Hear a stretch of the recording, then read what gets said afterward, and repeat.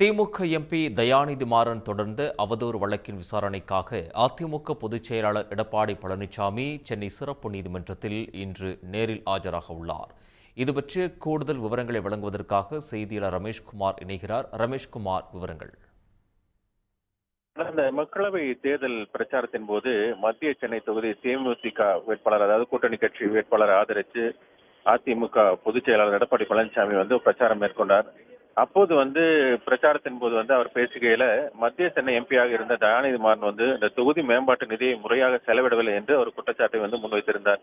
இந்த பேச்சுக்கு மறுப்பு தெரிவித்துதான் எடப்பாடி பழனிசாமிக்கு எதிராக எழும்பூர் நீதிமன்றத்தில் குற்றவியல் அவதூறு வழக்கு ஒன்றை தயாநிதி மாறன் தொடர்ந்திருந்தார். அந்த அவதூறு வழக்குல தான் கிட்டத்தட்ட 95% அளவிற்கு தொகுதி மேம்பாட்டு நிதியை முறையாக பயன்படுத்தியுள்ளதாகவும், ஆனால் இது தெரியாமல் தவறான தன் பெயருக்கும் புகழுக்கும் களங்கம் கற்பிக்கும் வகையில, தன் நற்பெயருக்கு கெட்ட பெயர் உருவாக்கும் வகையில இது போல ஒரு குற்றச்சாட்டை முன்வைத்துள்ள வேண்டும். எனவே அவர் மீது குற்றவியல் அவதூறு சட்டத்தின் கீழே அவர் உரிய தண்டனை வழங்க வேண்டும் என்றுதான் அந்த அவதூறு வழக்கு தொடர்ந்திருந்தார்.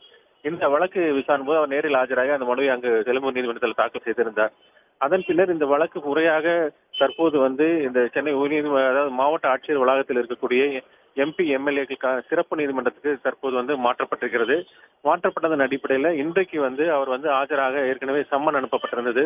முதல் விசாரணை என்ற காரணத்தினால இந்த வழக்கை பொறுத்தளவு அந்த குற்றம் சாட்டப்பட்ட நபர் நேரில் ஆஜராக வேண்டும். அதன் அடிப்படையில் அதிமுகவினுடைய பொதுச் செயலாளரும் எதிர்கட்சித் தலைவருமான எடப்பாடி பழனிசாமி இன்னும் சற்று நேரத்தில் சென்னை கலெக்டர் வளாகத்தில் இருக்கக்கூடிய அந்த எம்பி எம்எல்ஏ சிறப்பு நீதிமன்றத்தில் ஆஜராக இருக்கிறார். இதையடுத்து இந்த பகுதியில் போலீஸ் குவிக்கப்பட்டிருக்கிறது.